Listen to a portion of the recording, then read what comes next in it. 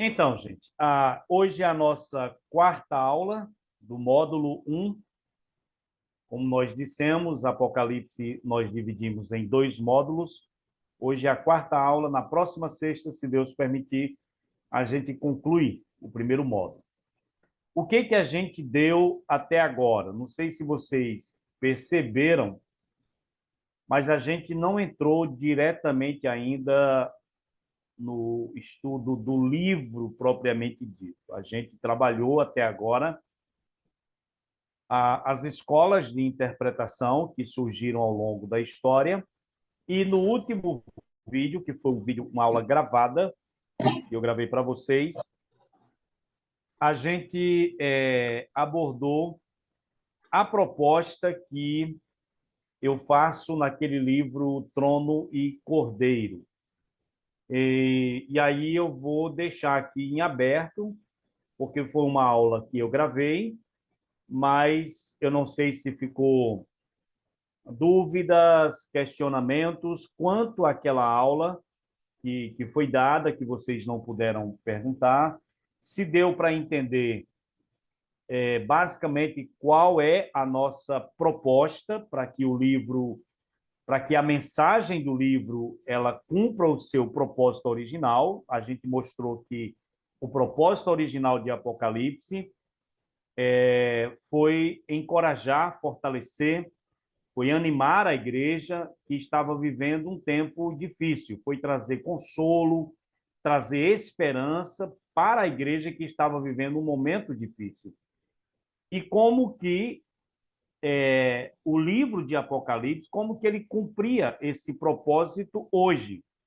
Nós mostramos que, se você fizer uma abordagem do Apocalipse meramente nessa perspectiva de um livro de controvérsias que divide a opinião da igreja quanto à vinda de Cristo, se é antes, se é no meio, se é depois da tribulação. Se você trabalhar o livro com aquela controvérsia do milênio, né? Se é amilenismo, pré-milenismo, pós-milenismo. Se você encarar o livro como o livro da besta, um livro enigmático, cheio de códigos, então o livro ele não vai cumprir o seu propósito original. Então, o que a gente propõe? Que a, a leitura do Apocalipse ela pode ser muito mais proveitosa para a vida da igreja, para a vida do crente individualmente, quando ele faz a leitura na perspectiva das duas figuras centrais, ou os dois personagens centrais. A expressão que se repete em todo o livro, aquele que está assentado no trono, então é o Deus entronizado, e o cordeiro que foi morto. Daí a ideia da proposta do nosso livro, que é trono e cordeiro, que é a ideia de que esses dois personagens centrais, que na verdade a gente fala os dois pela maneira como o livro apresenta, mas em Apocalipse dá para provar a divindade de Cristo, a divindade do Cordeiro, mas isso aí é uma outra história. Mas quando você lê nessa perspectiva do Deus que está sentado no trono, a ideia de governo, de comando, de controle, e do Cordeiro que foi morto, e por que foi morto? Ele tem a aptidão, ele tem a habilidade, ele tem a capacidade, e é o único que tem, de tomar o livro na sua mão, abrir os selos e revelar o conteúdo, ou seja, revelar o que está escrito no livro e fazer acontecer na história o que está escrito no livro, e ele controla a história. Quando você entende isso, o Apocalipse ele cumpre o seu propósito, porque a ideia não importa o que a igreja estava enfrentando na terra, ou está enfrentando, não importa os males que atacam a igreja, as perseguições, não importa a força do mal, mas Apocalipse vai dizer: tem um trono posto no céu, e aquele que está sentado no trono, ele controla todas as coisas. A ideia da soberania. E vai mostrar que não importa o que aconteça na história, nem contra a igreja, nem na história geral, quem tem o livro da história na sua mão é o Cordeiro. Ele é quem abre cada um dos selos, ele é quem autoriza cada acontecimento na história e ele controla a história. Então, a ideia central do Apocalipse é essa, para trazer para a igreja encorajamento em tempos difíceis. Então, essa foi a ideia central que a gente trabalhou. Claro, quem tiver a oportunidade depois de ler o livro Trono e Cordeiro, vai perceber que a gente trabalha isso, aplica essa hermenêutica em todo o livro, desde o que nós vamos ver hoje, que é a visão do Cristo glorificado, até ali a questão da passando ali pelas taças e pelas trombetas, né, que é a manifestação do juízo de Deus, até chegar na queda da Babilônia e o estabelecimento da Nova Jerusalém que desce do céu. Então, o livro traz essa mensagem de segurança e esperança para a igreja. Então, basicamente foi isso. Eu não sei se alguém chegou a fazer anotações, algo que você não entendeu bem naquele vídeo e que gostaria que a gente pudesse explorar ou trabalhar um pouquinho mais. Então, eu vou deixar aqui em aberto para quem quiser fazer perguntas sobre a aula do vídeo, porque aí a gente vai prosseguir com outros assuntos hoje. Está em aberto para quem quiser tirar dúvidas.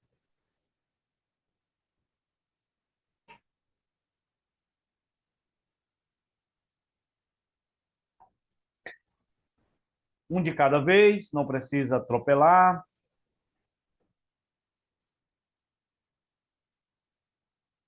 Ok, se não há dúvidas, se vocês não fizeram anotações, é porque ou vocês entenderam tudo,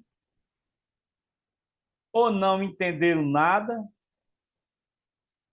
ou só assistiram para constar que assistiram.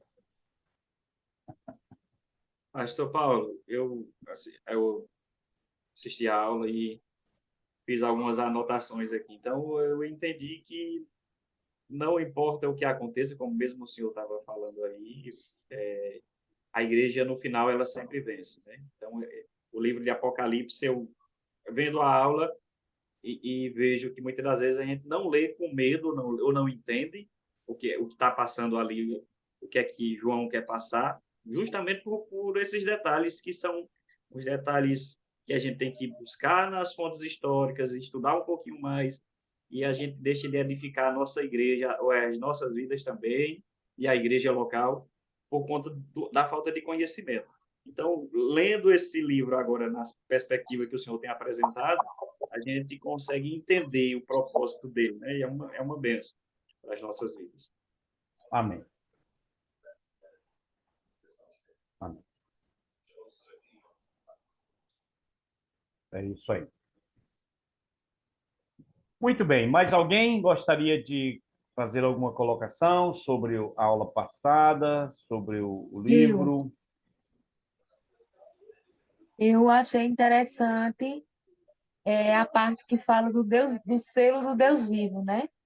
Uhum, Como a maioria dos pregadores são tendenciosos a exaltar a marca da besta, uhum, fazer o terrorismo, né? E esquece de exaltar o selo do Deus vivo, né? E a uhum. perseverança dos santos, que é uma doutrina aplicável, né? Isso. Nesse contexto. Então, seria interessante a gente, como estudante, né, nesse momento, assim, quem tiver a oportunidade de pregar, né, quem tiver abertura na sua igreja, a partir desse estudo, começar a disseminar, difundir essa palavra de esperança e não de terrorismo.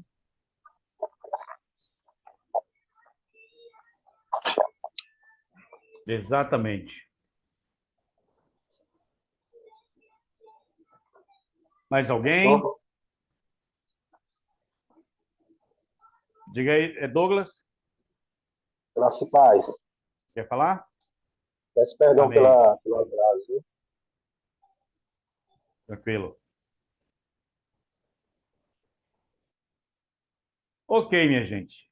Então, vamos dar prosseguimento. A minha proposta hoje é trabalhar com vocês duas coisas. Eu gostaria de fazer algo que, no geral, se faz na primeira aula, mas eu decidi, na primeira aula, gastar tempo com as escolas de interpretação, para vocês entenderem. Mas, no geral, a gente precisa pontuar com vocês, primeiro, a questão de autoria, a autoria do livro de Apocalipse, a questão da data em que esse livro a caneta, tem outra aqui. foi a data em que esse livro foi escrito, não é? A outra questão que eu preciso trabalhar com vocês é olhar um pouco para essa saudação inicial do livro, e eu quero que você já abra aí a sua Bíblia em Apocalipse capítulo 1, e nós vamos ler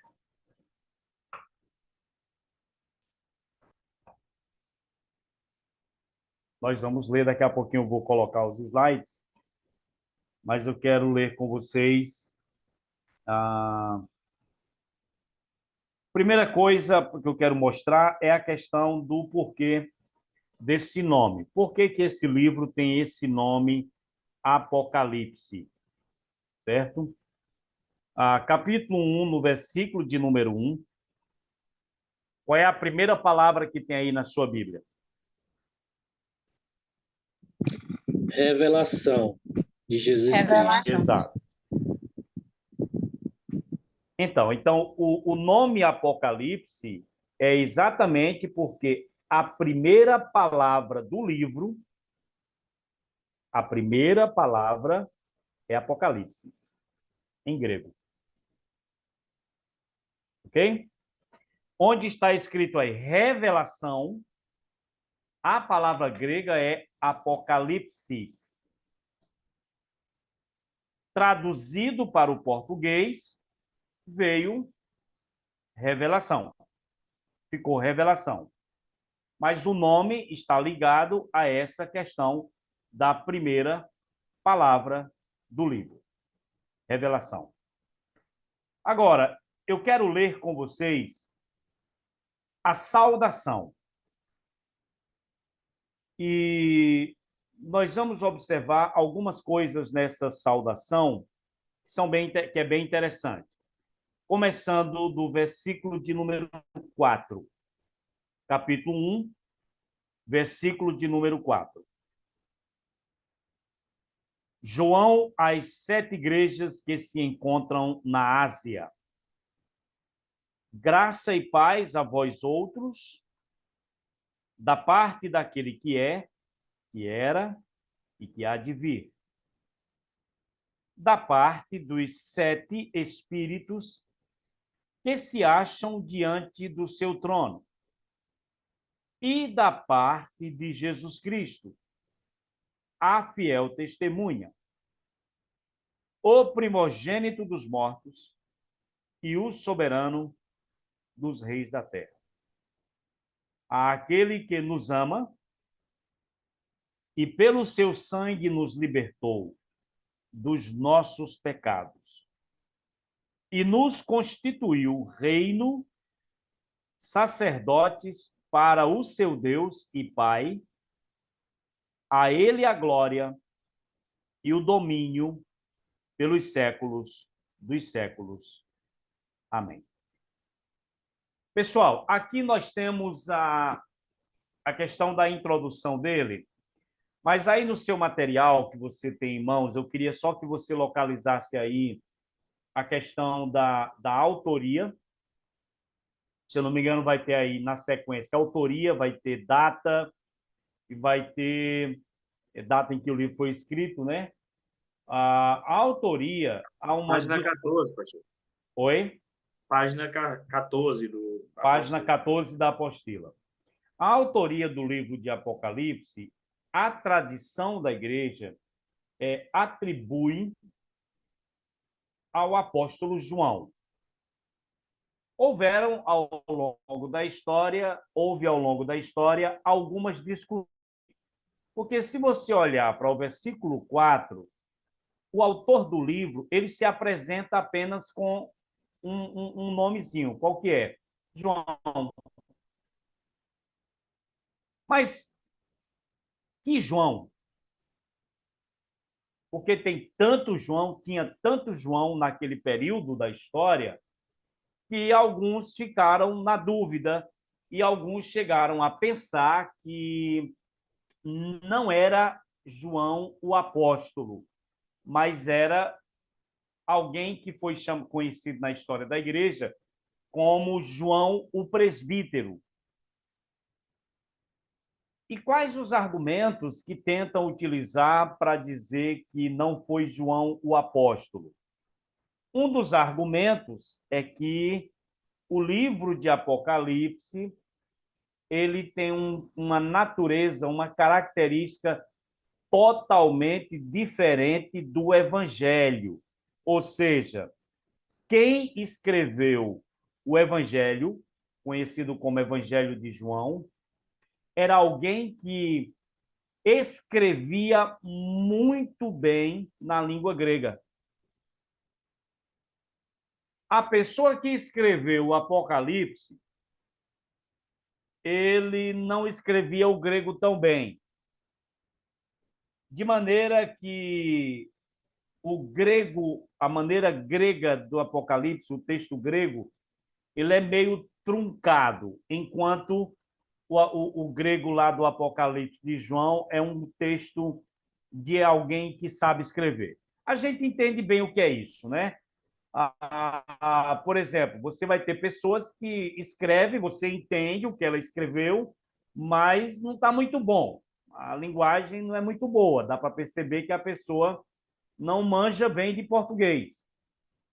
Já existem pessoas que escrevem um determinado texto em português e você olha assim e diz, puxa, essa pessoa escreve muito bem, conhece bem a gramática do grego ou do português e escreve bem.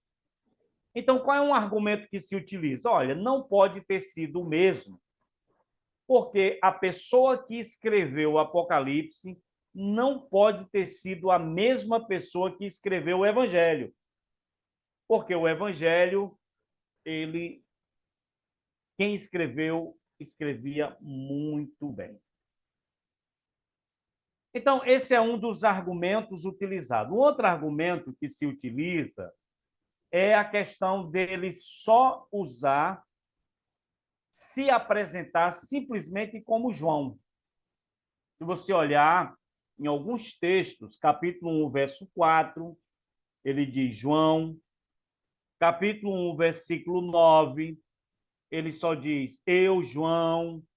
Então, não se identificou que João. Então, se apresenta diversos argumentos para tentar dizer que não foi o apóstolo João. Particularmente, irmãos, eu entendo que esses argumentos não se sustentam. No meu entendimento, eu defendo com unhas e dentes que o escritor do Apocalipse foi o mesmo escritor do livro de João, do Evangelho de João, que foi exatamente o apóstolo. Eu defendo isso. E aí alguém diz, quais os argumentos? É simples. Quais livros na Bíblia, ou em quais livros na Bíblia você encontra o termo logos, verbo? Me ajudem a lembrar. João, Evangelho de João. Qual outro livro da Bíblia que traz esse termo? Que aparece o termo verbo. Apocalipse? Somente Apocalipse. Lá no capítulo 19, o cavaleiro montado num cavalo branco, que é chamado fiel e verdadeiro, que tem na sua coxa escrito o verbo de Deus. Ok? Eu não sei se você já observou o capítulo 19, melhor, o seu nome, melhor dizendo, capítulo 11, capítulo 19, verso 13. Está vestido com um manto tinto de sangue e o seu nome se chama o Verbo de Deus. Então, você tem um termo que é muito raro e você só vai encontrar no Evangelho de João e você só vai encontrar no livro de Apocalipse. Então, isso já dá uma dica que faz parte do vocabulário de João. Quer ver outro? Quais livros da Bíblia em quais Jesus é chamado de Cordeiro de Deus ou de Cordeiro?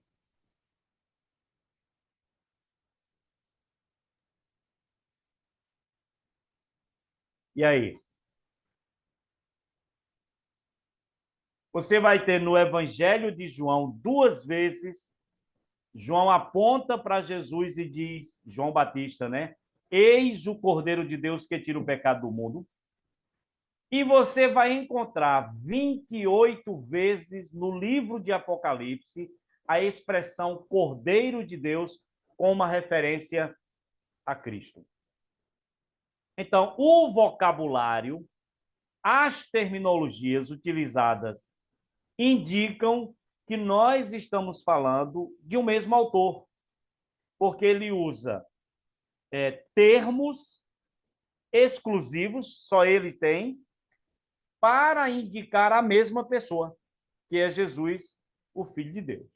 Então já começa por aí. E como é que explica a questão do grego, que foi muito bem escrito no Evangelho e não foi tão bem escrito no Apocalipse? Como é que se explica isso? Se foi o mesmo autor?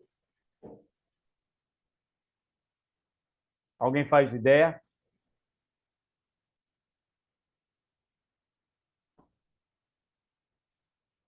Dois fatores, irmãos, contribuíram para isso.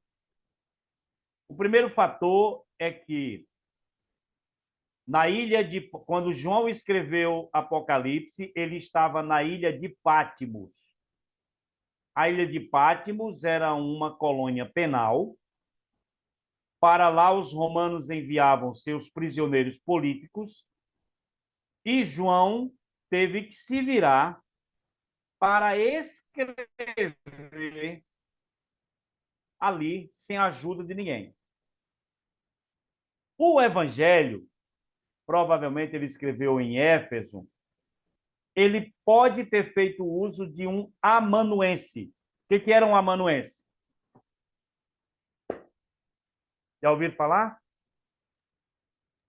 Eles escreviam, né? As cartas. Paulo teve alguns, não foi? Eles Exatamente. escreviam pelo autor.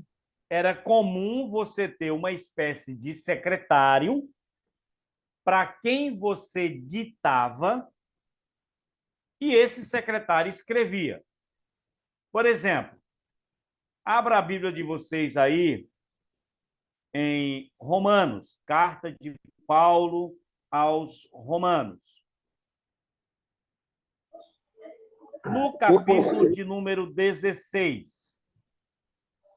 Capítulo de número 16. Romanos 16. Eu vou pedir para alguém ler para mim o versículo de número 22.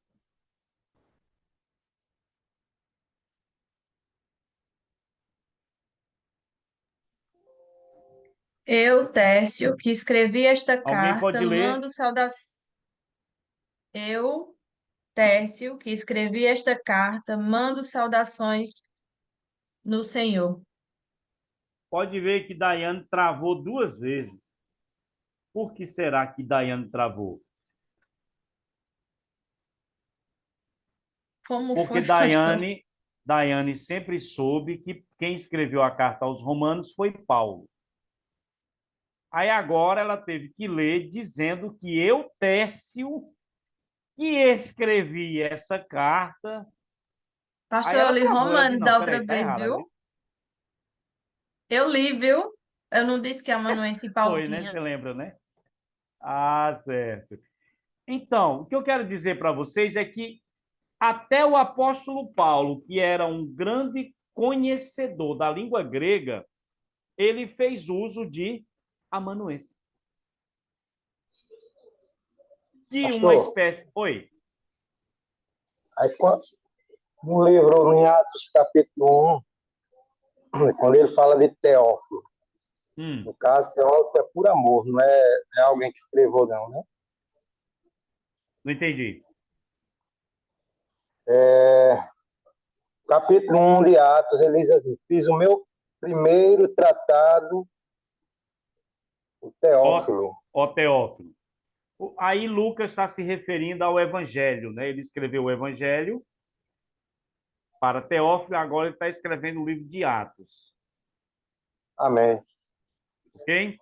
Então, o que eu quero mostrar para vocês é que o uso de amanuense, que era uma espécie de secretário, era muito comum. E Paulo, por exemplo, Eutécio, não é que a carta é de Técio, mas Paulo ditou a carta aos Romanos para Técio escrever. Quem é nordestino raiz, que lembra daqueles velhos tempos, vai lembrar que era muito comum, por exemplo, nossos pais, nossos avós, que tinham parentes em São Paulo, mas eles não sabiam escrever, pedir para alguém escrever uma carta para um parente que estava no sul ou sudeste do país. Ok? Então, naquele período, se fazia muito uso de amanuense. E Paulo fez isso praticamente em todas as suas cartas. Então, o que é que explica, o que poderia explicar essa diferença de um grego muito bem escrito no Evangelho e um grego não tão bem escrito no Apocalipse, diante do que eu expus?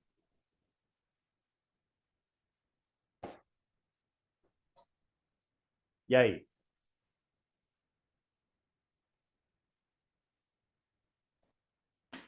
Para escrever o Evangelho, muito provavelmente João fez uso de amanuense. Ele ditou e alguém escreveu para ele. Para escrever o Apocalipse, ele estava na ilha de Patmos e ele não tinha amanuense nenhum. Ali ele escreveu naquilo que ele, judeu, sabia da língua grega. Isso explica a diferença. E uma outra coisa é o estilo de linguagem. É o estilo de linguagem. Por exemplo, a linguagem dos evangelhos é uma: narrativa, prosa, texto didático. A linguagem de Apocalipse é uma linguagem apocalíptica, com muitas figuras. Muito... Quero mostrar para vocês é que esses argumentos que tentam negar que a autoria de João, esses argumentos não se sustentam. Por isso que eu continuo defendendo aquilo que a tradição da igreja sempre defendeu, que o escritor do livro de Apocalipse é o mesmo João que escreveu o Evangelho e que escreveu 3 cartas: 1 João, 2 João e 3 João. Então, Pastor, esse João, o apóstolo, a gente entende que ele escreveu 5 livros do Novo Testamento. Diga aí, Júlio. assim, não é tão comum ver dentre todos os autores que escreveram algum tipo de livro na Bíblia, algum autor que foi não citado em alguma carta. Então, se olhar o padrão dos escritores dos livros anteriores, Velhos e Novos Testamentos, você sempre tem esse autor citado em alguma outra carta ou em algum outro evento. Então, não se tornaria um padrão já estabelecido, não, porque vamos supor. Se você pegar as cartas de Paulo, Paulo, antes de escrever as cartas, ele já é citado em outro livro. Ou eu estou enganado? Eu não estou entendendo. Ele é citado... Todos os autores dos livros que escreveram algum livro que fazem parte da Bíblia, em algum momento eles são citados em alguma carta, em algum local da Bíblia. Ou eu estou enganado? Não é um padrão. praticamente todos. Mas, por exemplo, Lucas, Paulo cita em alguma carta, alguma coisa do tipo, mas não estou lembrado aqui, porque assim, para estar lá, tem que ter algum tipo de ligação apostólica, tem que ter algum tipo de ligação. Ou era apóstolo, ou é ligado a alguém do meio apostólico. Por exemplo, Mateus escreveu, mas Mateus é mencionado nos evangelhos. Lucas escreveu, ele é mencionado por Paulo em carta. O que eu quero dizer é estabelecendo um raciocínio em relação a isso. Não tem uma figura desconhecida que escreve algum livro. Se eu compreendo. Desconhecida, você vai ter, né? Por exemplo, o escritor da carta aos Hebreus, até hoje ninguém sabe. Não, sim, essas figuras são indefinidas, né? Mas vamos É, supor, um exemplo, não tem um autor que seja citado e que não seja conhecido da cultura, de algum outro contexto, de forma geral. Ou eu estou enganado? não, é isso que eu estou dizendo. Você vai ter Hebreus que você não sabe quem foi. Você vai ter livros do Antigo Testamento que há sugestões, mas a gente não tem tanta certeza. Por exemplo, o livro de Ló ou o livro de Jó, a gente não sabe ao certo, se atribui a Moisés. Alguns trechos de determinados livros, por exemplo, Moisés, o livro de Deuteronômio relata sobre a morte de Moisés, mas Moisés não podia escrever sobre sua própria morte. Mas Deuteronômio é atribuído a Moisés. Então, você vai ter, obviamente, algum ou outro que a gente não sabe ao certo. Por isso que, quando se fala quantos autores na Bíblia, no geral vai dizer mais de 40 autores. Por que se não diz um nome preciso, um número exato? Se você tem a quantidade de livros, dá para contar. Por quê? Porque existe divergência de entendimento quanto a quem escreveu o determinado livro ou determinados trechos de livros, né?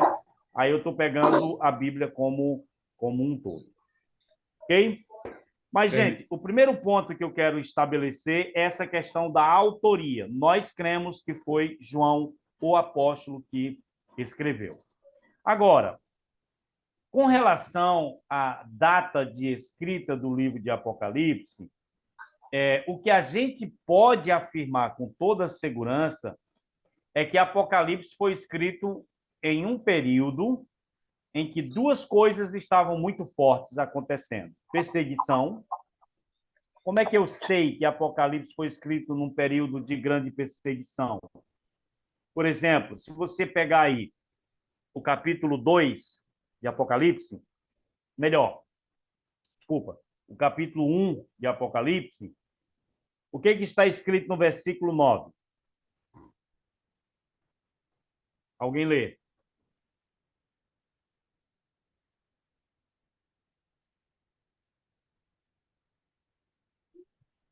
Capítulo Eu, 1, versículo... João, que também sou o vosso irmão e companheiro na aflição e no reino e na paciência de Jesus Cristo, estava na ilha chamada Patmos, por causa da palavra de Deus e pelo testemunho de Jesus Cristo.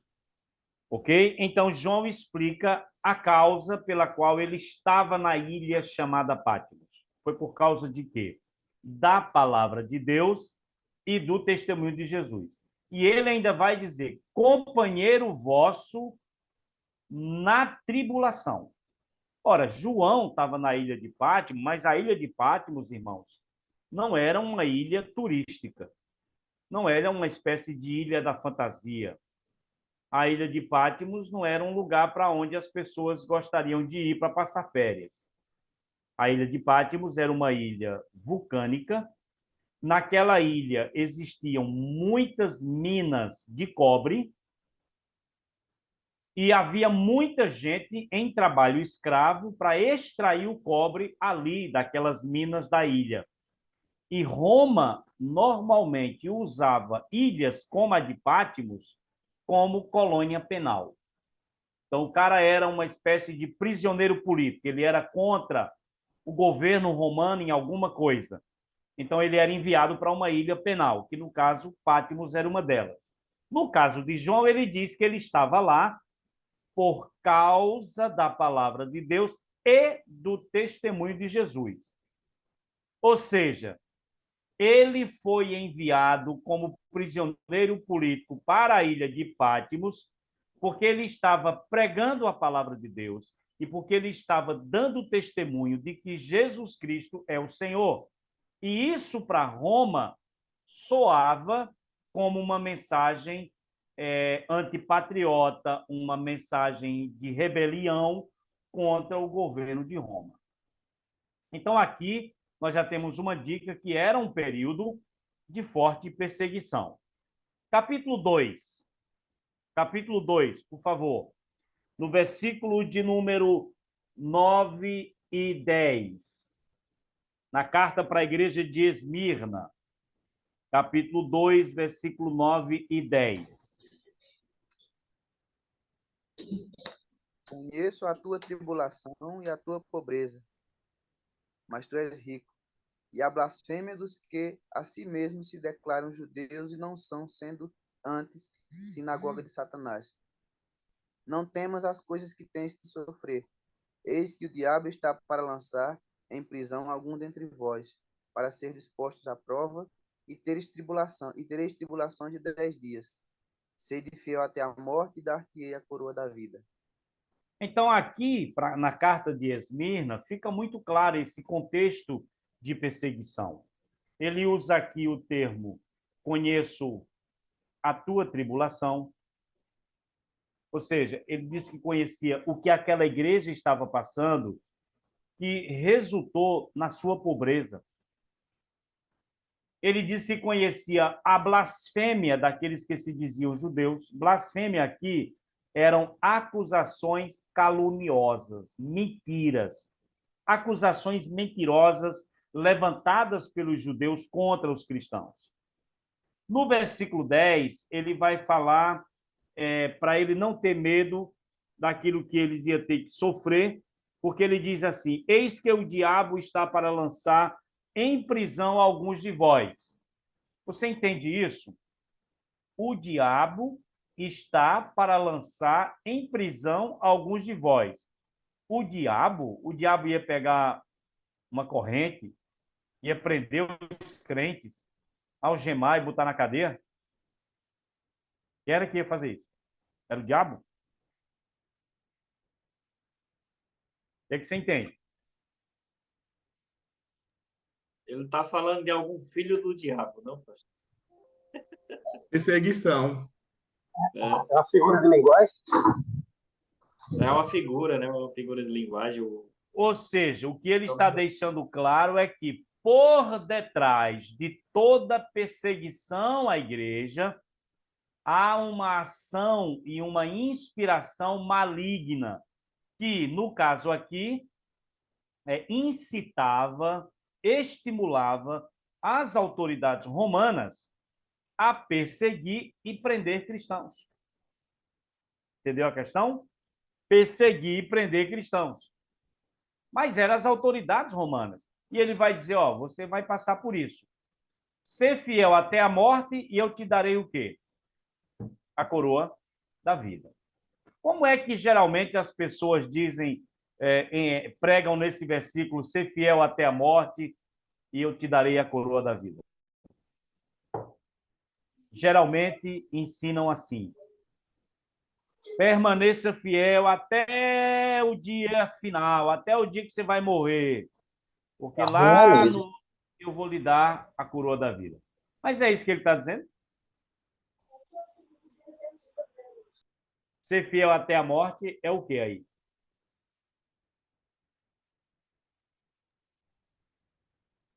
Até a vida ser entregue por causa da morte, né? Do evangelho. Isso. Se for necessário morrer por causa da fé, morra. Permaneça fiel. Se você estiver debaixo de ameaça, algo do tipo, ou nega ou morre, morra. E eu vou te dar a coroa da vida. Permaneça fiel. Não é ser fiel, tipo, eu me converti com 16 anos e vou morrer com 86 anos. Olhe, dos 16 aos 86, permaneça fiel até você morrer. Não é essa a ideia. A ideia é, debaixo de ameaça de morte, da real possibilidade de morrer, permaneça fiel, mesmo que você tenha que morrer, que eu vou te dar a coroa da vida. Igreja brasileira não sabe o que é isso, pelo menos por enquanto. Igreja brasileira não faz a mínima ideia do que é esse negócio. Porque até agora nós estamos livres e soltos para pregar onde a gente quiser. Só os primeiros crentes, né, pastor? Oi? Pastor Só Paulo, os primeiros crentes sabem o que é isso. Não só os primeiros crentes. Hoje, crentes na China, crentes na Coreia do Norte, crentes na Nigéria, crentes em países muçulmanos, crentes nessas regiões hoje sabem o que é isso. Eles são mortos, mas não negam. Gente, se vocês talvez não sabiam, todos os dias, quando eu digo todos os dias, eu estou falando todos os dias, sem exceção. Todos os dias, cristãos são mortos no mundo pelo crime de serem cristãos. Só por isso. Então, os primeiros cristãos entendiam disso, mas muitos cristãos ao longo da história passaram por isso, e cristãos hoje, em vários países do mundo, morrem. Por exemplo, o pessoal hoje tem muito esse negócio da homofobia, porque estão matando homossexuais, e família tal, aquele negócio todo. Mas quantas vezes você ouviu falar nas mídias, sejam as tradicionais ou as sociais, sobre cristofobia? Porque todos os dias cristãos são assassinados no mundo por causa de sua fé. Agora, nós, Igreja Brasileira, não sabemos, nem não temos a mínima ideia do que é isso. Pelo menos por enquanto. Ok? Então, era um período de perseguição. Veja o capítulo 2, versículo de número 13. Aqui é na carta para a igreja de Pérgamo. Capítulo 2, versículo de número 13. Conheço o lugar onde você mora, que é o lugar onde está o trono de Satanás. Sei que você conserva o meu nome e não negou a fé que tem em mim, mesmo nos dias de Antipas, minha testemunha, meu fiel, que foi morto na cidade de vocês, aí onde Satanás habita. Ok? Ficou claro a perseguição? Não negaste minha fé, mesmo nos dias de Antipas, a minha testemunha fiel, que foi morto aí onde Satanás habita. Ou seja, claramente, igreja de Pérgamo, na cidade de Pérgamo, você tem aqui o registro de pelo menos um mártir cristão, um servo, uma testemunha fiel de Jesus, que foi morta onde Satanás habita. Percebe a questão? Então, claramente, nós estamos diante de um contexto de perseguição. Capítulo 7 de Apocalipse. Melhor, capítulo 6 de Apocalipse. E eu vou pedir para alguém ler versículo 9 e 10. Quando vi, Então o cordeiro, Debaixo do altar, as almas daqueles que tinham sido mortos.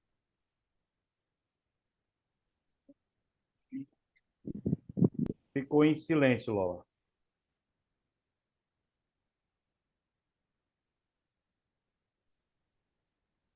então o cordeiro quebrou o quinto selo, e vi debaixo do altar as almas dos que tinham sido mortos, porque haviam anunciado a mensagem de Deus e tinham sido fiéis no seu testemunho.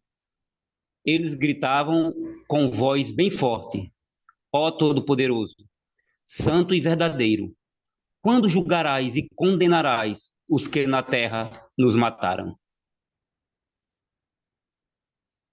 Até o 10. Ok? Então, aqui você tem novamente a visão de João de almas debaixo do altar que foram mortos porque pregaram a palavra de Deus e estão clamando que o Senhor possa fazer justiça. Até quando o Senhor não julga nem vinga o nosso sangue daqueles que nos mataram, daqueles que derramaram o nosso sangue sobre a terra? Então, mais uma vez, aqui por detrás está esse contexto. E se você ler o verso 11, pode ler aí, Eli, o versículo 11, veja aí o que diz. Cada um deles recebeu uma roupa branca, e foi dito a eles que descansassem um pouco mais, até que se completasse o número dos seus companheiros no trabalho de Cristo, que eram seus irmãos e que iam ser mortos como eles tinham sido. Então, a previsão era de mais morte. Era que há um número, que Deus sabe qual é esse número, de servos de Cristo que ainda vão ser mortos da mesma maneira que aqueles lá foram. Então, Apocalipse é a primeira questão. Foi escrito em um contexto de forte perseguição à fé cristã. Certo? É a primeira coisa. Sim. Só interromper, é porque esse texto que eu vou comentar agora é próximo desse texto que o irmão está lendo, que é aquele texto que fala sobre os 12.000 de cada tribo. Tem como você explicar ele? A gente vai trabalhar ele. Tá bom. Então. Capítulo 7. Vai ter uma aula sobre isso. Ok. Agora, além desse contexto de perseguição, aí a gente vai lá para o capítulo 13. Capítulo 13. Você vai ter aqui, no capítulo 13, verso 1, uma besta que sobe do mar, que tem 10 chifres e 7 cabeças. No verso 2, explica que ela era semelhante a leopardo, pés como urso, boca como leão, e diz assim: e deu-lhe o dragão, o seu poder, o seu trono e grande autoridade. O dragão em Apocalipse é Satanás. E aqui está dizendo que Satanás deu à besta o seu poder, o seu trono e grande autoridade. Para fazer o quê? Olhe o versículo de número 7. Capítulo 13, versículo 7. Foi-lhe dado também que pelejasse contra os santos e os vencesse. Ou seja, esse poder governamental, que é chamado aqui de besta, recebe poder e autoridade do próprio Satanás para batalhar, para lutar contra os santos e derrotá-los. Quando é que Satanás e os seus aliados entendem que derrotaram os cristãos e venceram os cristãos? Quando é que eles entendem isso?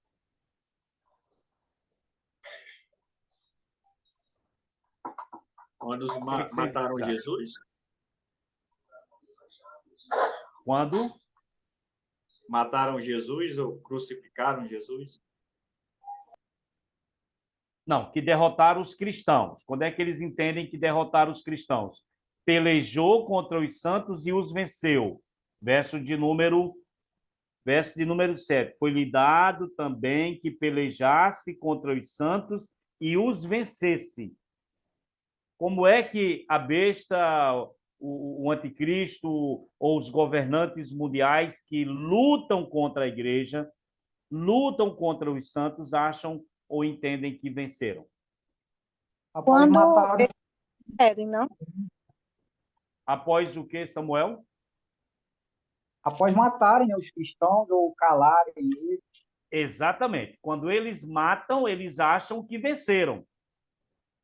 Essa é a ideia. Então, gente, Apocalipse foi escrito nesse contexto de forte perseguição à fé cristã. E no capítulo 13, ainda no capítulo 13, qual era o contexto por detrás? Verso 11. Vi ainda outra besta emergir da terra, possuía 2 chifres, parecendo cordeiro, mas falava como dragão, exerce toda a autoridade da primeira besta na sua presença e faz com que a terra e os seus habitantes adorem a primeira besta, cuja ferida mortal foi curada. Então, aqui, essa besta que sobe da terra, que tem aparência de cordeiro, porque o chifre é como cordeiro, mas tem essência de Satanás, porque fala como dragão, ela promove a adoração da primeira. Exige que todos os cidadãos da terra adorem a primeira besta, que é o poder político. E ainda no capítulo 13, versículo de número 15, diz: foi-lhe dado comunicar fôlego à imagem da besta, para que não só a imagem falasse, como ainda fizesse o quê? Morrer quantos não adorassem a imagem da besta. Ou seja, exigia adoração e quem não adorasse era morto. O que está por detrás de Apocalipse, além da perseguição aos cristãos? O culto de adoração ao imperador romano. Sempre que você for ler o Apocalipse, lembre-se disso. Por detrás desse livro está fortemente a exigência do governo romano para que os súditos do império adorassem ao imperador. Lembra lá da cidade de Pérgamo, onde Antipas foi morto? Ali foi a primeira cidade da Ásia que teve a autorização de Roma para construir um templo para a adoração do imperador. Era o centro da adoração ao imperador romano na cidade de Pérgamo. Daí os cristãos serem tão fortemente perseguidos. Então, 2 coisas você tem que ter na cabeça quando vai ler Apocalipse. Por detrás do livro está forte perseguição à fé cristã e o culto ao imperador, a exigência para que se adorasse o imperador romano. Os cristãos se recusavam, por se recusarem a adorar ao governo romano, que era o imperador romano e a deusa Roma, por se recusarem, os cristãos eram perseguidos, eram aprisionados, tinham seus bens confiscados, eles confiscavam os bens dos cristãos e os martirizava, os matava. Então, esse é o contexto por detrás do livro de Apocalipse. Eu disse aqui para vocês, em uma das aulas, que o livro de Apocalipse é um dos livros na Bíblia que mais fala sobre adoração ao Deus que está entronizado. Existem 16 cânticos de adoração no livro de Apocalipse. E o porquê? Porque o livro de Apocalipse diz o seguinte: não se deve adorar o dragão, que é Satanás, não se deve adorar demônios, não se deve adorar o governo e não se deve adorar nem anjo. Lembra que João se dobrou 2 vezes para adorar um anjo e o anjo mandou ele se levantar? Então, o livro de Apocalipse vai mostrar exatamente isso. Ele vai confrontar a adoração ao imperador no 1º século. E para a gente fechar aqui antes do intervalo, existem duas datas que as pessoas tentam colocar para a escrita do Apocalipse. Alguns acham que foi escrito no período do imperador Nero, mais ou menos ali no ano 54 até 64, por aí. Eu não concordo com essa linha de pensamento. No meu entendimento, esse livro foi escrito no período de um imperador chamado Domiciano. Domiciano governou do ano 81 até o ano 95, 96 depois de Cristo. Então a gente entende que Apocalipse foi escrito no final do primeiro século, durante o governo de Domiciano. Ok? Alguma pergunta para a gente passar para o próximo de hoje? Pastor, diga aí. No tempo de Nero, Paulo ainda estava vivo, né? Ou seja, dizem que foi ele que mandou matar. Isso. Segundo a tradição da igreja, Nero mandou decapitar o apóstolo Paulo e crucificar o apóstolo Pedro. Então, no caso, na época de João, ele era o último apóstolo, não tinha mais ninguém vivo. Ele foi o último. É? Foi o último. Exato. E Nero já tinha morrido na época, né? Certamente, né? Quem defende que foi no período de Nero, lembra que eu falei de 4 escolas de interpretação? Preterista, historicista, idealista e futurista. Quem defende que foi no período de Nero são o pessoal da escola preterista. Entende que Apocalipse é para o passado. Eles defendem a ideia de que foi no período de Nero, porque, na visão deles, o juízo de Deus sobre os judeus veio quando houve a queda de Jerusalém, quando o exército romano, sob o comando de um general Tito, invadiu Jerusalém e destruiu tudo.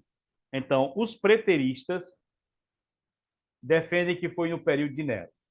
Hoje, a grande maioria dos estudiosos entendem que Apocalipse foi escrito no período do governador, do imperador Domiciano, que foi na última década aí do primeiro século, entre o ano 81 até 95, 96, foi quando Domiciano governou.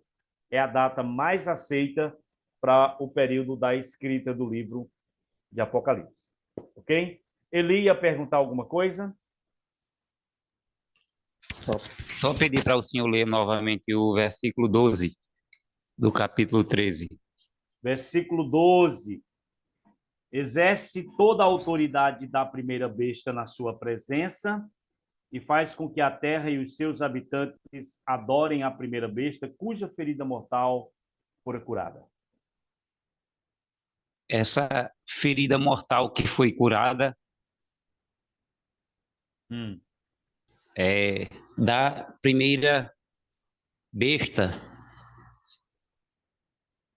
É isso? Isso. Se você olhar aqui o capítulo 13, versículo 3, vai dizer que vi uma de suas cabeças como golpeada de morte, mas essa ferida mortal foi curada, e toda a terra se maravilhou seguindo a besta. Até hoje não se sabe ao certo o que era essa ferida mortal. Alguns querem atribuir isso a um mito chamado o mito do Nero Redivivus. Por quê? Porque quando Nero morreu, o seu sepultamento foi algo muito secreto e divulgou-se em Roma a ideia de que Nero não tinha morrido, mas que ele tinha fugido para uma determinada região e que voltaria à frente de um grande exército para retomar o governo de Roma. Isso ficou conhecido na história como o mito do Neros Redivivus, né? Mas até hoje não se sabe exatamente a que se refere essa ferida mortal, porque a besta ela aparece como possuindo 7 cabeças, e é uma dessas 7 que foi atingida de uma ferida mortal. E aconteceu um milagre, algo extremamente milagroso, que foi a recuperação dela, e isso, claro, foi utilizado como uma forma de mostrar o grande poder da besta, né? E levar as pessoas a adorá-la. É essa referência que ele está fazendo aí no versículo 12, é a referência ao versículo de número 3. Ok. Ok? Muito bem, pessoal. Nós vamos pegar agora uns 10 minutinhos de intervalo, e aí na volta a gente vai trabalhar o capítulo 1, do versículo de número 11 até o 20. A visão do Cristo glorificado. Então, pequeno intervalo aí para vocês.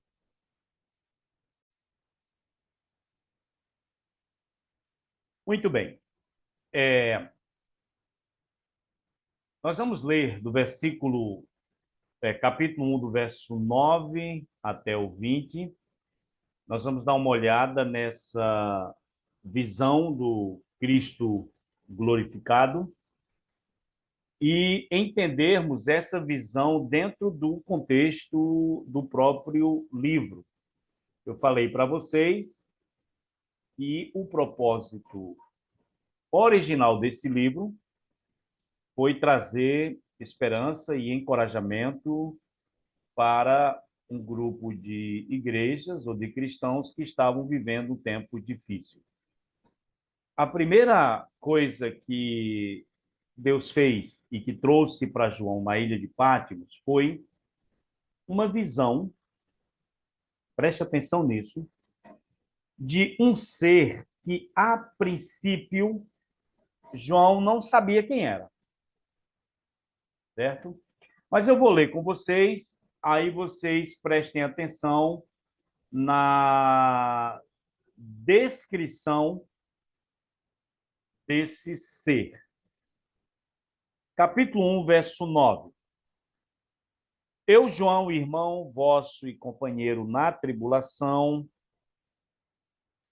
no reino e na perseverança em Jesus, achei-me na ilha de Patmos por causa da palavra de Deus e do testemunho de Jesus. Achei-me em espírito no dia do Senhor e ouvi por detrás de mim grande voz como de trombeta, dizendo: o que vês?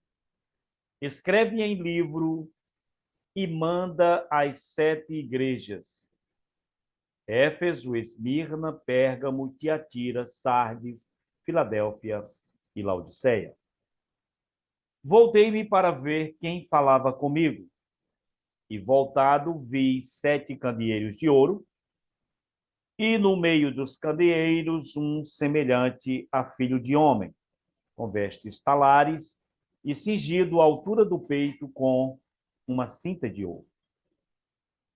A sua cabeça e cabelos eram brancos como alva lã, como neve, os olhos como chama de fogo, os pés semelhantes ao bronze polido, como que refinado numa fornalha, a voz como voz de muitas águas. Tinha na mão direita 7 estrelas, e da sua boca saía-lhe uma afiada espada de 2 gumes. O seu rosto brilhava como o sol na sua força. Quando o vi, caí a seus pés como morto. Porém, ele pôs sobre mim a mão direita, dizendo: não temas, eu sou o primeiro e o último. E aquele que vive, estive morto, mas eis que estou vivo pelos séculos dos séculos e tenho as chaves da morte e do inferno. Escreve, pois, as coisas que viste, e as que são, e as que hão de acontecer depois destas. Quanto ao mistério das 7 estrelas que viste na mão direita e os 7 candeeiros de ouro, as 7 estrelas são os anjos das 7 igrejas e os 7 candeeiros de ouro são as 7 igrejas. Muito bem. Nós vamos dar uma olhada nessa visão. A primeira coisa que a gente precisa destacar aqui, e aí você fica com o texto aberto, é o fato de que as figuras do Antigo Testamento é exatamente a fonte do autor de Apocalipse. Preste atenção e grave isso aí na sua cabeça. Se quiser escrever, também pode. Você não encontra no livro de Apocalipse nenhuma citação direta de um texto do Antigo Testamento. Eu vou repetir. Pastor, primeiro eu vou explicar o que era uma citação direta. Algo como Mateus fazia. Mateus costumava dizer: isso aconteceu para que se cumprisse o que foi dito pelo profeta tal. Aí ele ia e citava o texto. Em Apocalipse, você não vai ter nenhuma citação direta de qualquer livro do Antigo Testamento. Nenhuma. Agora, todo o livro de Apocalipse, praticamente todo o livro faz alusão ao Antigo Testamento. Em outras palavras, a cabeça do escritor de Apocalipse, a cabeça do autor do livro, estava impregnada de Antigo Testamento. Então, é o livro do Novo Testamento que mais faz alusão ao Antigo. Entende o que eu estou dizendo? Não tem citação direta, mas alusões, figuras, referências ao livro, ao Antigo Testamento. Apocalipse é o livro que mais tem figura do Antigo Testamento. As próprias figuras principais, trono e cordeiro, vem de onde? Antigo Testamento.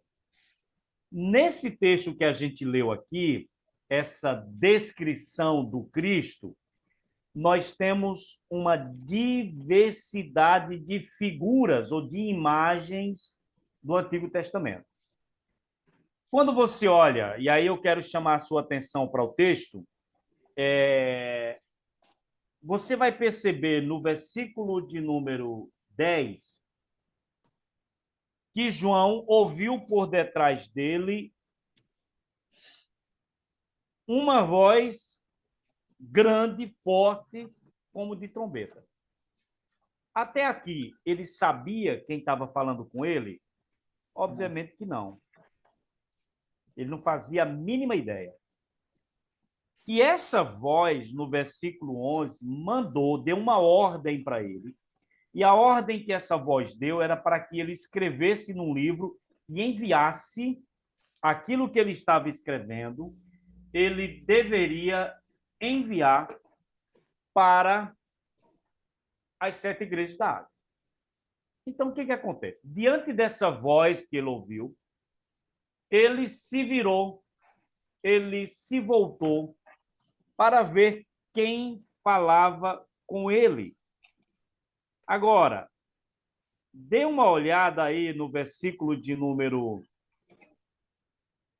12, e qual foi a primeira coisa que ele viu? No versículo 12. 7 candelabros. 7 candelabros. Isso é fundamental você perceber isso aqui. Outras versões vão usar candeeiro. Aí, na cabeça do sertanejo, a gente já tem a imagem do que é um candeeiro. Aqui é candelabro. Lembram daquela figura que é conhecida como menorá? Ou não? Basta você dar uma olhada nas igrejas apostólicas do nosso tempo, que eles vão ter lá uma figura de um menorá, certo? Como é que é a figura do menorá? Tem uma haste central, aí tem 6 assim, ó.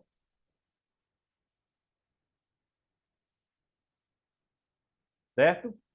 Ele viu 7 daqueles ali. Ele entendeu o que era? Não entendeu. mas ele viu que tinha 7 menorás, 7 candelabros feitos de ouro. E ele percebeu que no meio desses candeeiros, e aqui eu estou no versículo de número 13, tinha alguém que ele descreveu assim: semelhante a filho de homem. Até aqui ele sabia quem era? Não sabia. Ele não fazia a mínima ideia de quem era. Mas ele começou a descrever. Deixa eu só adiantar para vocês aqui um negócio, porque nós crentes temos um negócio meio estranho.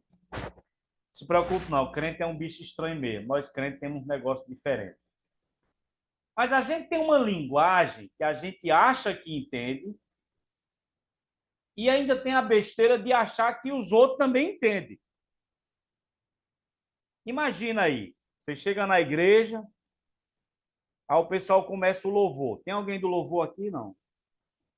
Se tiver, vai se converter hoje. Eu. Pronto. Se tiver, vai se converter. E o Berti já achou graça ali, que ele é do louvor também.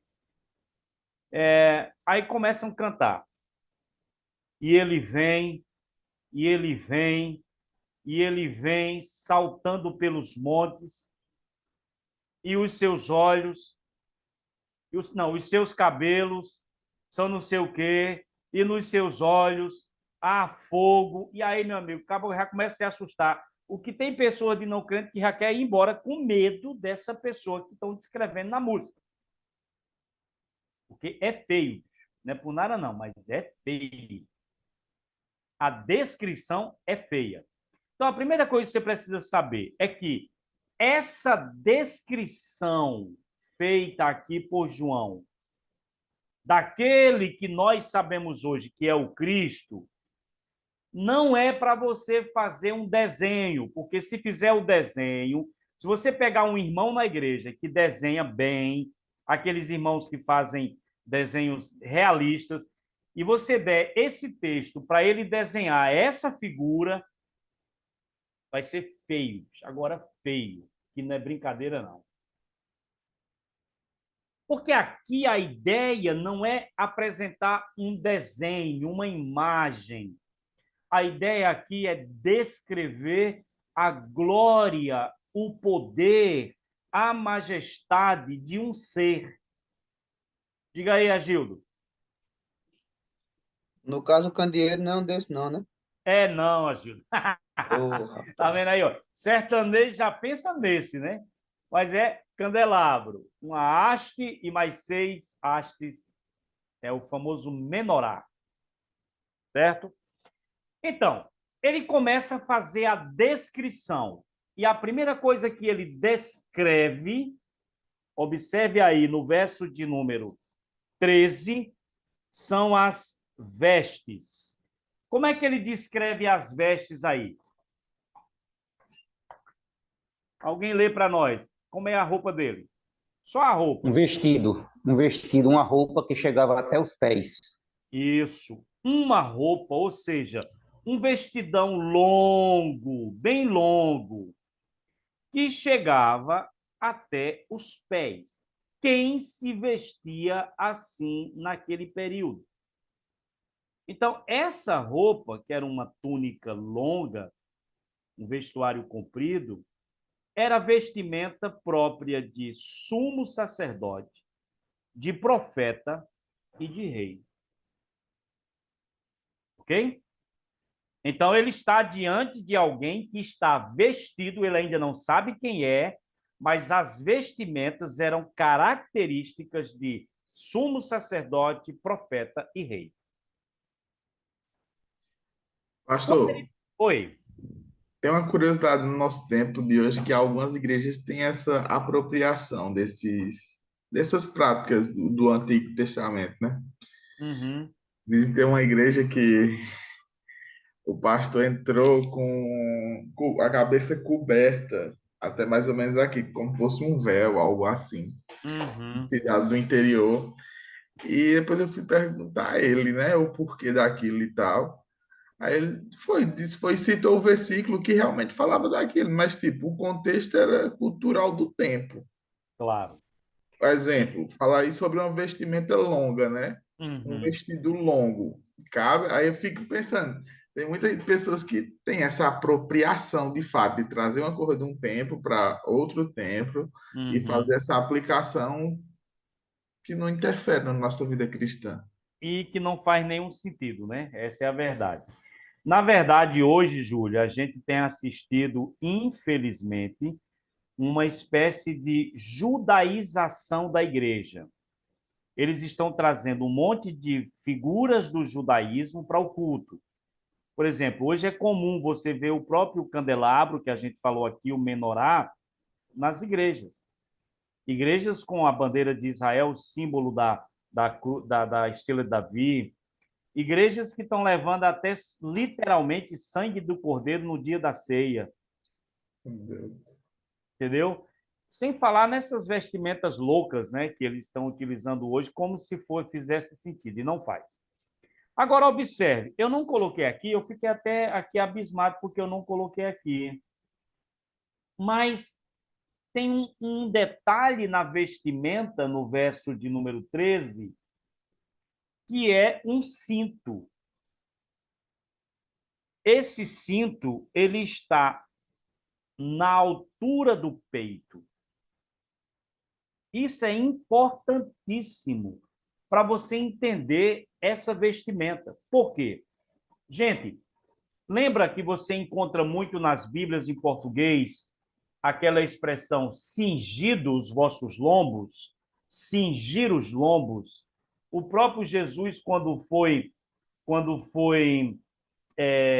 lavar os pés dos discípulos, ele cingiu-se com uma toalha. Então, o que se fazia naquele período?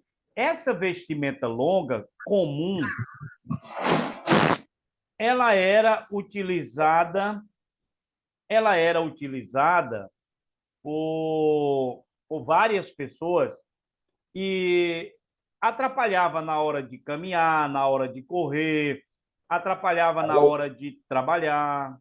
Levantava para correr, né? Oi? Levantava para correr. Então, o que é que eles faziam? Eles pegavam um cinto que era de tecido, um cinto que poderia ser de couro ou que poderia ser de linho, e ele amarrava na altura da cintura para ajustar aquele vestidão mais próximo do corpo. Isso era cingir. Mas era, gente, na altura da cintura. Qual é o diferencial dessa vestimenta aqui no verso 13? É que é um cinto de ouro, e esse cinto de ouro está na altura do peito. Essa parte aqui de cima.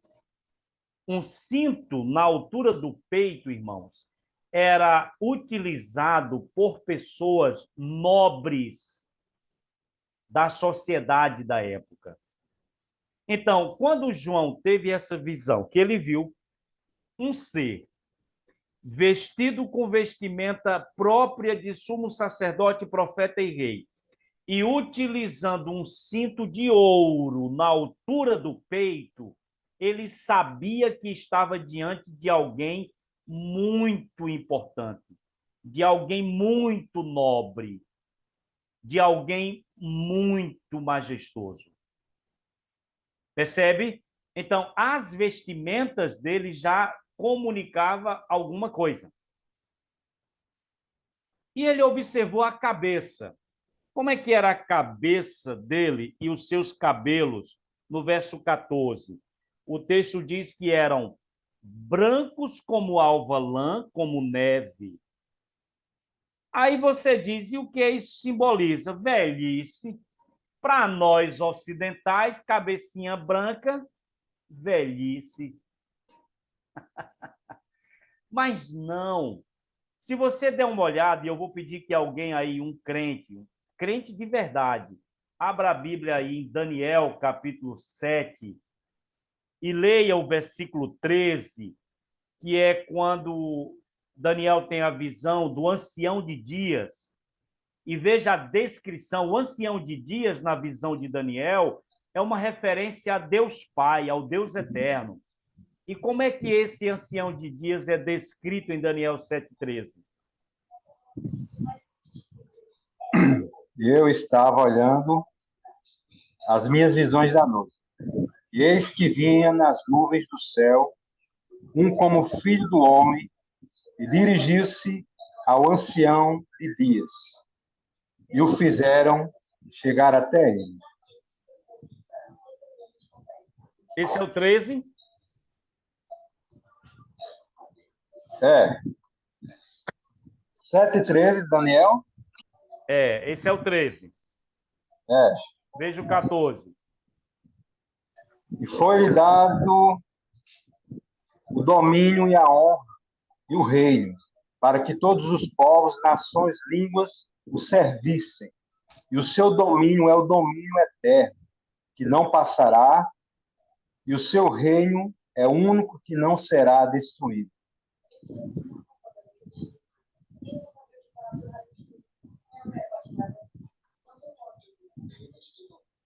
Está errado?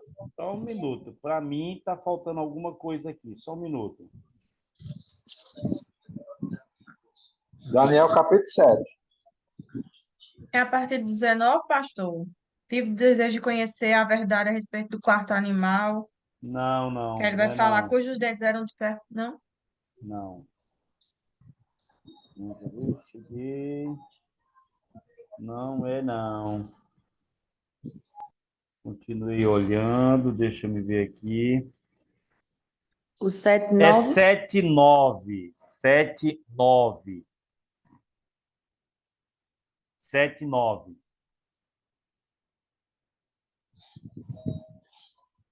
E eu continuei olhando, até que foram postos outros, e um ancião de dias se assentou, a sua veste e era branca como a neve, e o cabelo da sua cabeça como a limpa lã, e o seu trono chama-se chamas de fogo, e as rodas dele como ardente. Pronto. Então, aqui, claramente, o ancião de dias, que é uma referência, por isso que eu disse para vocês que o Apocalipse, mesmo não tendo nenhuma citação do Antigo Testamento, está cheio de alusões ao Antigo Testamento. Então, aqui é claramente, em Daniel 7, uma descrição do próprio Deus, da aparência do próprio Deus, que é descrito como uma espécie de ancião de dias. É uma figura de linguagem, obviamente, mas cabeça e cabelos brancos como alva lã, no caso aqui de Apocalipse, era uma indicação clara da divindade do ser que João estava vendo e dessa unidade com o Pai. Qualquer judeu que conhecia esse texto de Daniel sabia perfeitamente a que se estava referindo. Então, o cabelo e a cabeça e os cabelos brancos como alva lã é exatamente uma referência à divindade e à unidade com o Pai. Mas ainda no verso 14, vai descrever os olhos. Observe. Os seus olhos, diz o texto, observe aí, era o quê? Eu quero que vocês prestem atenção.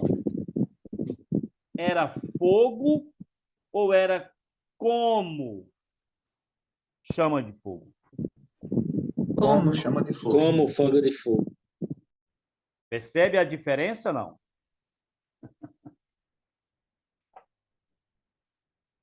Os seus olhos eram como, ou seja, eram parecidos, eram semelhantes.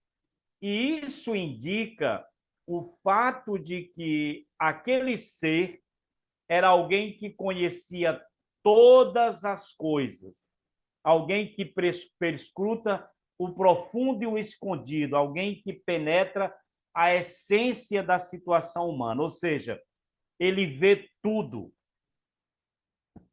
Essa linguagem ela é utilizada, por exemplo, na carta para a igreja de Tiatira, quando ele para a igreja de Tiatira, ele se apresenta no capítulo 2, verso 18, como aquele que tem olhos como chama de fogo e pés como bronze polido.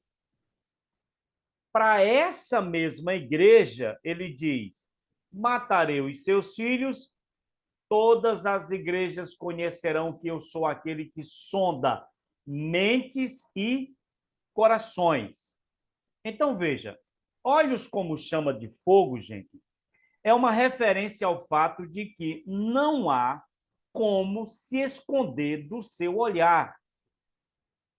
Não há como ocultar-se ou ocultar qualquer coisa dele. Ele penetra o profundo e o escondido, ele conhece todas as coisas. Essa é a ideia de olhos como chama de fogo, certo? No verso 15, vai dizer que ele tinha os pés, e os pés dele eram semelhantes ao quê? Ao bronze polido. Na minha versão diz bronze polido. Outras versões vão dizer latão reluzente. Mas o bronze, gente, era um tipo de material considerado um material muito forte naquele período. Então, quando diz que ele tinha pés semelhantes ao bronze polido, é que ele tinha os seus pés fortes, os seus pés poderosos e que estavam prontos para pisar e para esmagar os seus inimigos. Verso 10 vai dizer que ele tinha voz como som de trombeta. E no verso 15 vai dizer o quê? Que a sua voz era como voz de quê? De muitas águas. Observe, era como, era semelhante a, tanto voz como de trombeta, como voz, como o som de muitas águas, indicava que a voz dele era uma voz forte e poderosa. E o texto vai dizer, ainda no versículo seguinte, no verso 16, que ele tinha na mão direita dele 7 estrelas. Eu vou deixar o termo 7 estrelas para mais na frente um pouquinho, mas o que eu quero mostrar agora é a ideia de mão direita. A mão direita, gente, naquele período, era conhecida como a mão de poder e de autoridade. Essa é a ideia de mão direita. E o texto vai dizer que da boca dele saía uma afiada espada de 2 gumes. Isso indica, obviamente, uma referência à palavra. E aqui, no texto de Apocalipse, a palavra de juízo ou a palavra de julgamento. Efésios 6,17 vai falar da espada do Espírito, que é a palavra de Deus.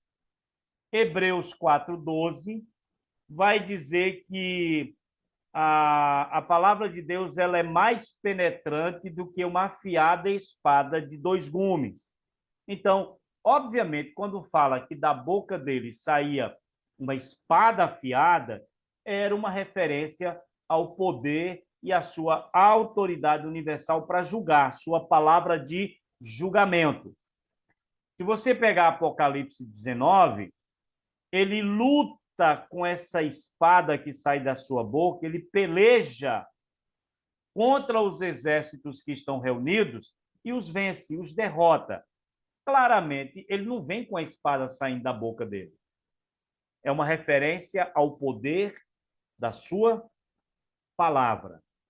E o texto ainda vai dizer, no verso de número 16, que o seu rosto brilhava como o sol na sua força.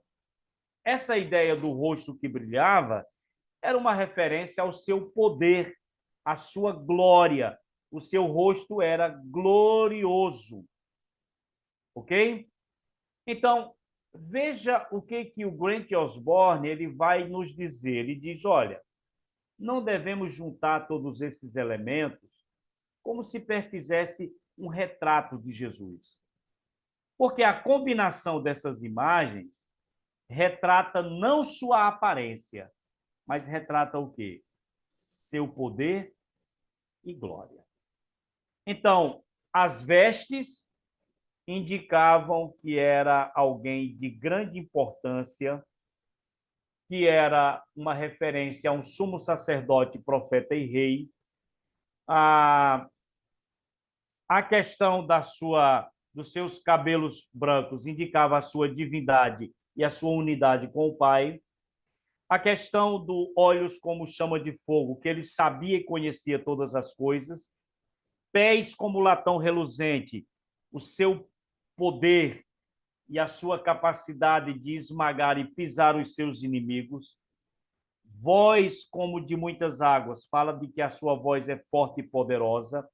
Mão direita, mão de poder e autoridade. A espada saindo da boca, a palavra, e aqui mais a palavra de juízo ou de julgamento, e o rosto brilhando como o sol na sua força, uma referência à sua glória. Então, toda essa linguagem figurada não quer que a gente faça um quadro pintado, porque se você fizer um quadro pintado, você vai desenhar algo muito feio, mas é para mostrar o poder e a glória dele. Agora, eu preciso mostrar para vocês, deixa eu ver aqui se eu coloco mais na frente, mas a questão do destaque da majestade e da glória de Cristo. Dá uma olhada no versículo de número 17, qual foi a reação de João quando ele viu? Qual foi a reação dele?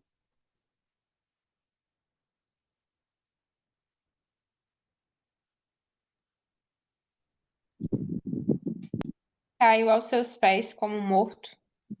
Ok? Quando o vi, caí a seus pés como morto. Quando você vem para o Antigo Testamento, você lembra de alguns homens que tiveram a sensação de que iam morrer e alguns perdem até as forças e outro cai no chão? Daniel.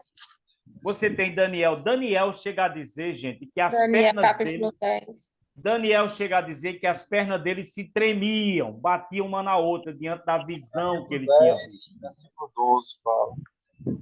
Ezequiel vai cair no chão. Por isso que lá em Ezequiel, Deus diz, filho do homem, põe-te em pé. Por quê? Porque Ezequiel, diante da visão gloriosa, ele caiu. E Isaías chegou a dizer, ai de mim que vou perecendo. Gente, João teve uma reação semelhante à reação dos homens de Deus do Antigo Testamento. Isso mostra que o ser que ele estava vendo era um ser muito majestoso e muito glorioso. Ele estava diante de alguém que era divino. Por isso que ele cai como se tivesse morto. Agora, quando chega no verso 17, a parte B, aí Cristo se apresenta para ele. Como ele cai quase como morto, como foi que Cristo se apresentou? Agora ele vai saber quem é.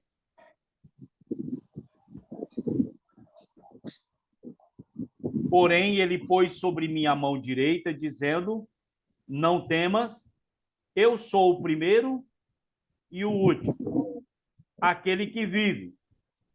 Estive morto, mas eis que estou vivo pelos séculos dos séculos, e tenho as chaves da morte, na minha versão tem, e do inferno, quer dizer, do mundo dos mortos, do Hades. Então, aqui, o Cristo se apresentou. João, não tenha medo, colocou a mão direita sobre ele, a sua mão de poder, a sua mão de autoridade, e diz para ele não ter medo, porque ele disse, porque eu sou o primeiro e eu sou o último.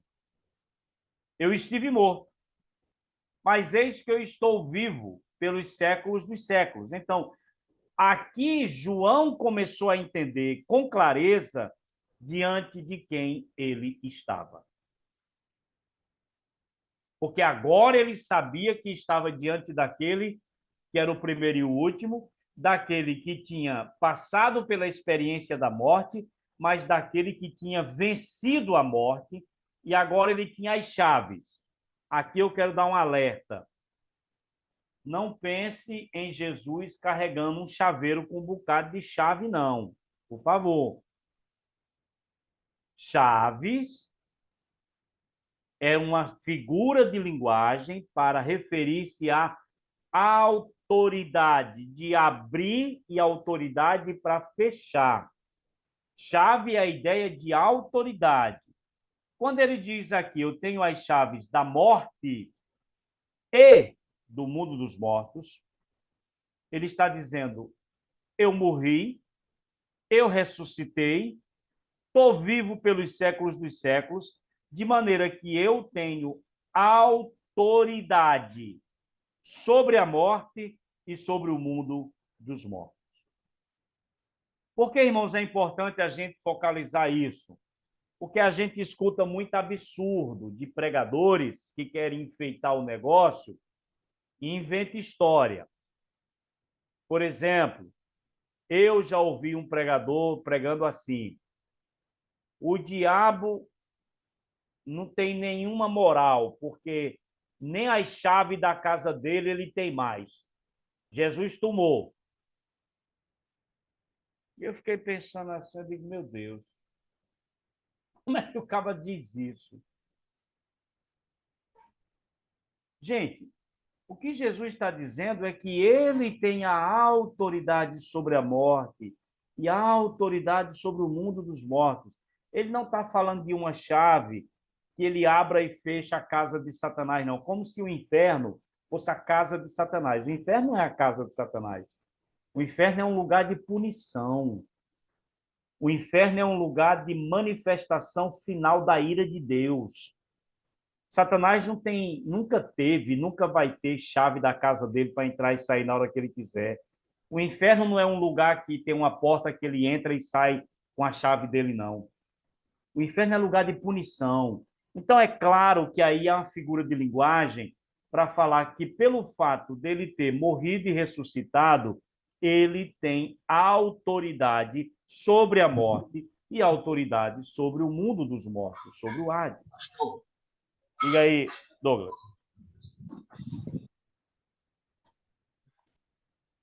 Não dá...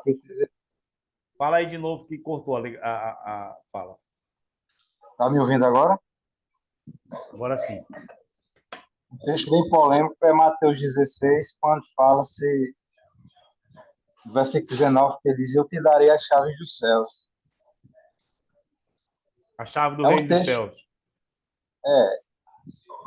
Eu não sei, assim, eu peço até perdão, senhor, mas como o senhor está falando sobre chave, eu tenho uma... Eu não sei se o senhor pode me explicar isso agora ou pode deixar para depois, mas eu tenho uma dificuldadezinha para entender isso aqui. Então, a ideia de chave é a ideia de que você tem autoridade para dar acesso ou para fechar o acesso. Por exemplo, se você pegar o capítulo 3 aqui, de Apocalipse, no versículo de número 7, vai dizer que Jesus se apresenta como aquele que tem a chave de Davi. Que abre, ninguém fecha, e fecha e ninguém abre. O que ele está dizendo é que ele tem a autoridade para dar acesso ou impedir o acesso ao reino de Deus. Quando diz eu te dei as chaves, no caso para Pedro, mas não só para Pedro, deu para toda a igreja, é que Pedro seria um instrumento usado para que judeus e gentios tivessem acesso ao reino. Por exemplo, quem pregou no dia de Pentecoste o primeiro sermão, que se converteram quase 3.000 pessoas? Pedro.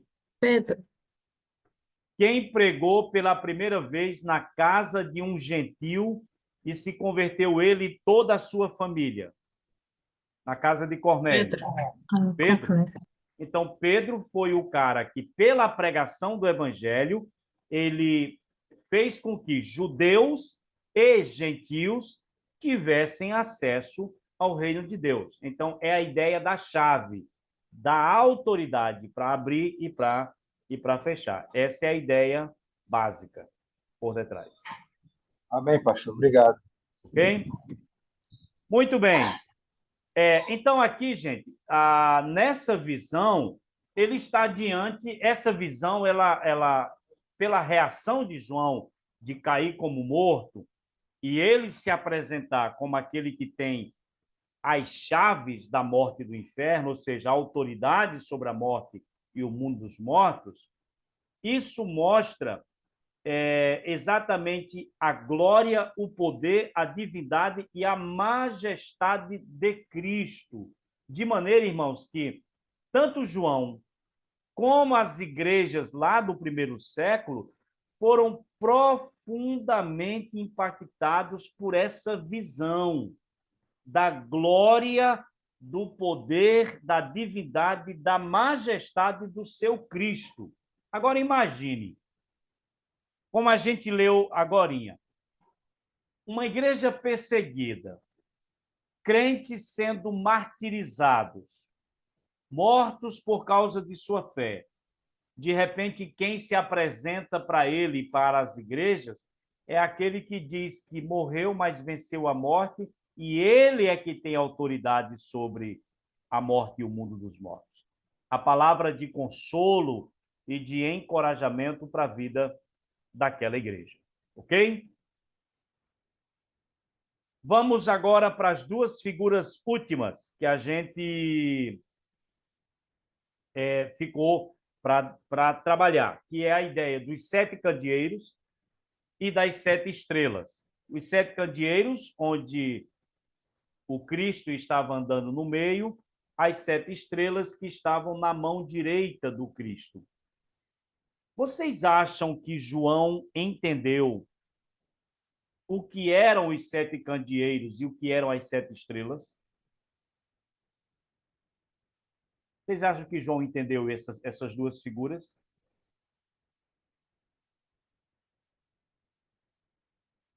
Sim ou não? Eu acho que ele entendeu, pastor, não?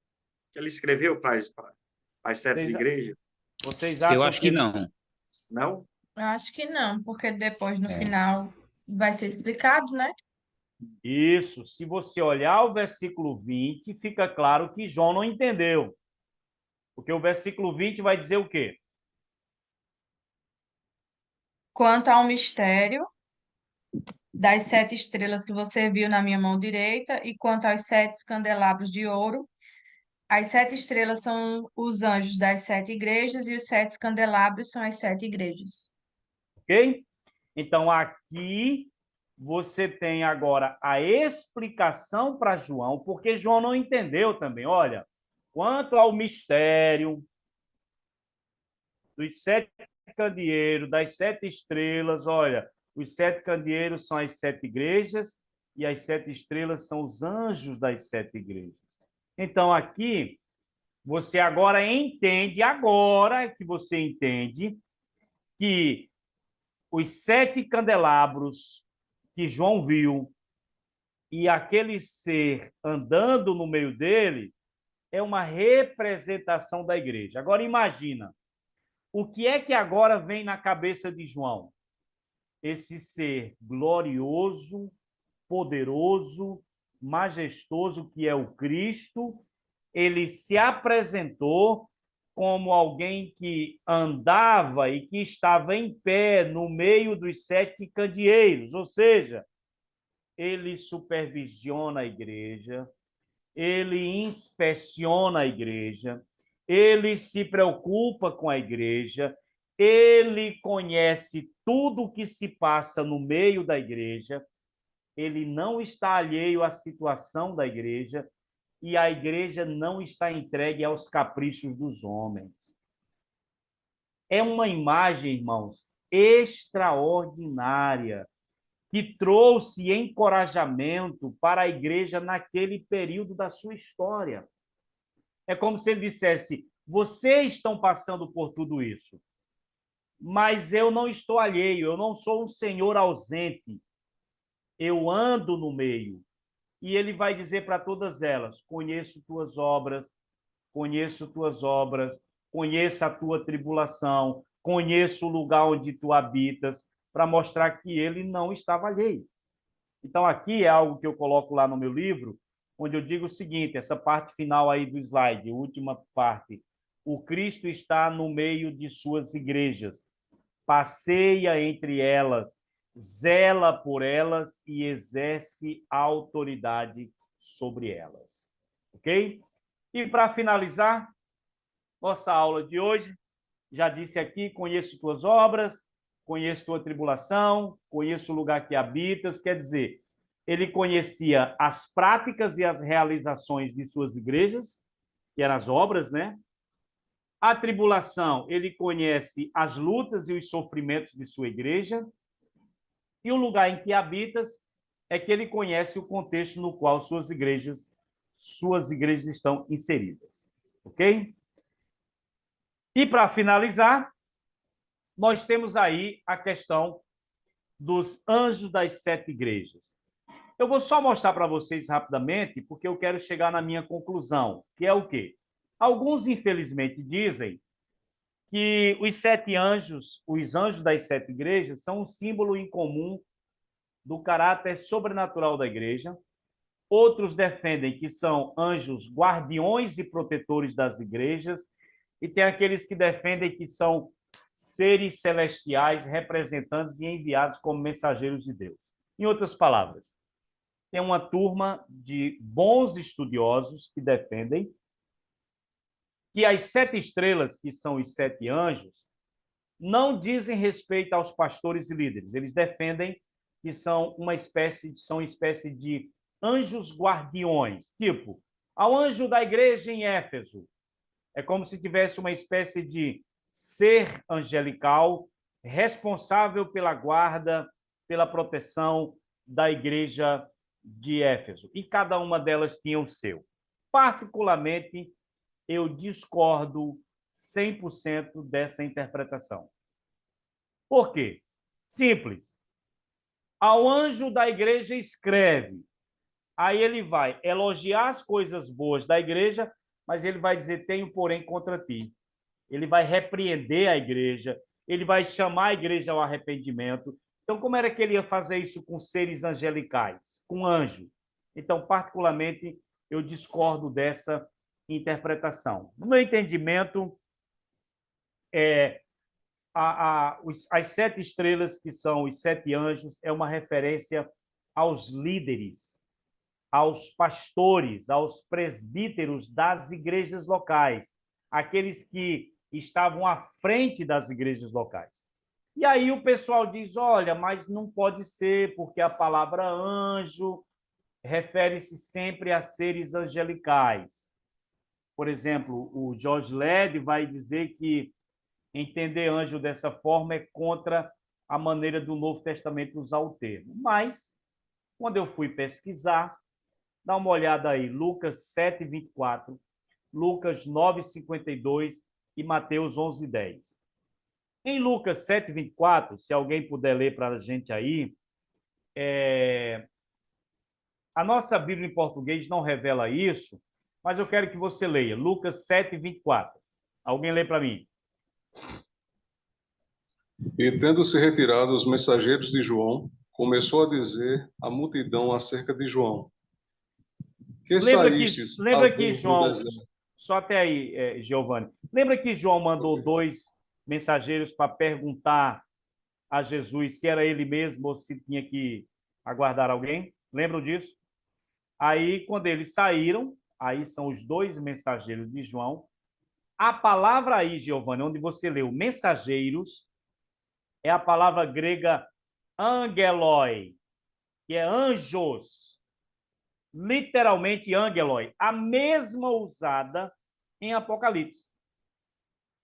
Veja aí Lucas 9:52.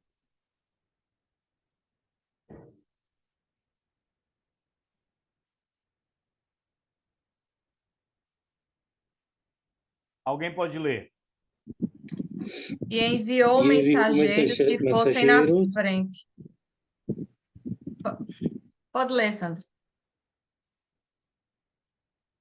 Leia aí, Sandra. e enviou o mensageiro que o antecedessem, eles entraram numa aldeia de samaritanos para lhe preparar pousada. Então, Jesus estava indo em direção a Jerusalém, mandou mensageiros que fossem na frente para pedir hospedagem para ele e sua turma, para que eles pudessem descansar antes de chegarem em Jerusalém. A palavra aí diz mensageiros. Sabe qual é a palavra aí no original? Angeloi. Ou seja, a mesma palavra utilizada lá em Apocalipse, quando fala dos anjos das igrejas. E Mateus 11:10, alguém lê para nós?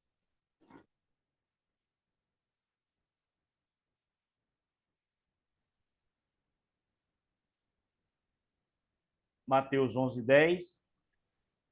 Este é aquele de quem está escrito: Eis que eu envio adiante de você o meu mensageiro, que preparará o caminho diante de você. Então, Jesus está dizendo que João Batista era o cumprimento dessa profecia aí. Eis que eu envio adiante de vós o meu mensageiro. A palavra aí no original, mensageiro, é angelos. Em outras palavras, o que eu quero dizer para vocês é que, tanto em Lucas 7:24, 9:52, como em Mateus 11:10, o termo original angelos, anjo, traduzido para nós aí por mensageiro, é utilizado com referência a pessoas, a dois discípulos de Jesus, mensageiros ou dois discípulos de João, mensageiros que Jesus enviou adiante dele, e ao próprio João. Com isso, é para dizer o seguinte: as 7 estrelas são os 7 anjos das 7 igrejas, ou seja, os 7 líderes responsáveis pela liderança daquelas igrejas. Então, no meu entendimento, essa é a melhor interpretação. Mas a pergunta que eu quero deixar para a gente finalizar no verso 16 é: onde estão as 7 estrelas? Em Apocalipse 1:16. Na mão direita. Na mão direita de quem?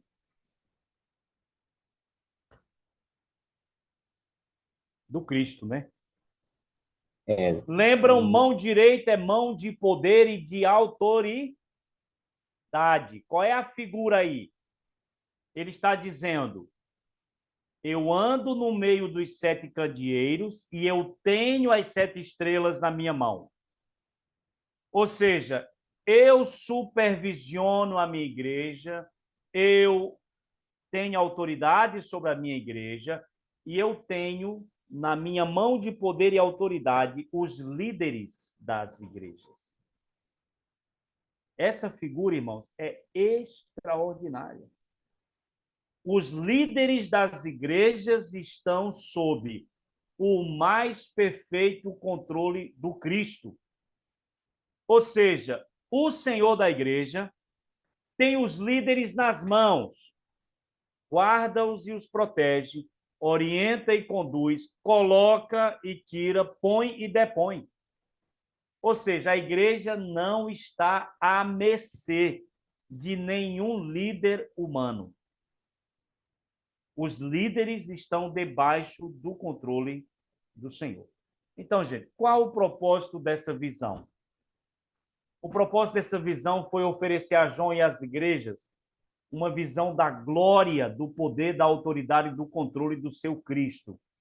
E o propósito dela era proporcionar a João e às igrejas segurança, consolo, encorajamento.